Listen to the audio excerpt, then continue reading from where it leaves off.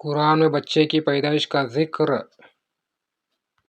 جعلناہ نطفۃ فی قرار مکین، ہم نے اسے محفوظ جگہ میں نطفہ بنا کر ٹھہرایا۔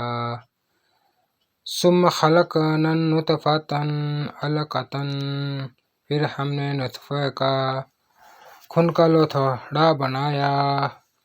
فخلقنا العلقۃ مضغۃ، پھر ہم نے خون کے لوتھڑے سے گوشت کا لوتھڑا بنایا۔ فخلقنا المضغۃ عظاما، پھر ہم نے اس گوشت کا لوتھڑا سے ہڈیاں بنائیں۔ فکسونا العظام لحما، پھر ہم نے ہڈیوں پر گوشت پہنایا۔